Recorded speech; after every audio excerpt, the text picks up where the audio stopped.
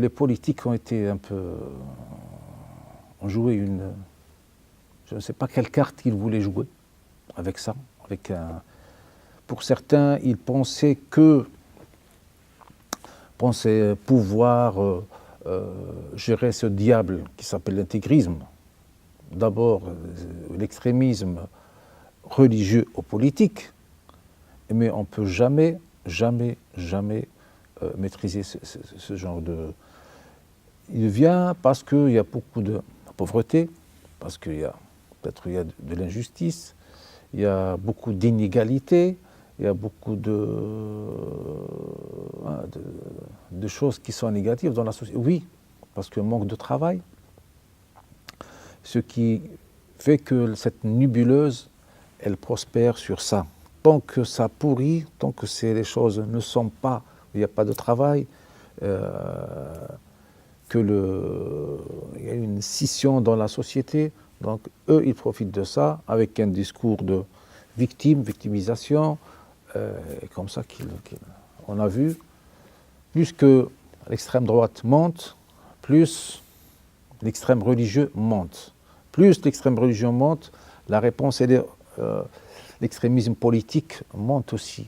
Et ça, c'est dangereux. C'est aux hommes politiques de prendre enfin conscience que mettre les religions les unes contre les autres, c'est très dangereux.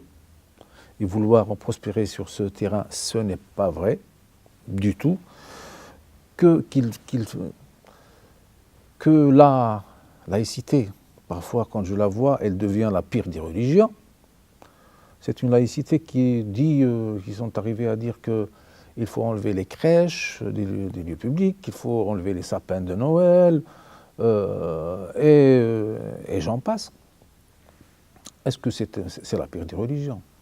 C'est la pire des religions. Il faut prendre les choses en main, d'une manière très étudiée, très scientifique. C'est pas un travail qu'on va faire à la hâte ou une réaction sur un sentiment quelconque. Mais non, il faut appeler tout le monde, les mettre autour d'une même table et chercher les solutions ensemble.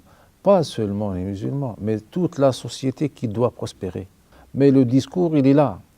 Il est là, il est dans la société, il ne faut pas se leurrer. Il est dans les réseaux sociaux, il est dans les réunions privées. Parce que ici, quand une personne vient ici et faire un prêche, elle parle en français, tout le monde l'écoute. Il y a des médecins, il y a des ingénieurs, il y a des professeurs, donc l'imam ne peut pas dire n'importe quoi.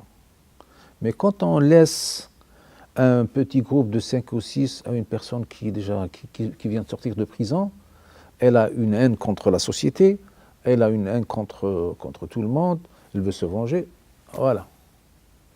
Il ne faut pas laisser tout le monde faire des prêches. Il faut que ça soit cadré.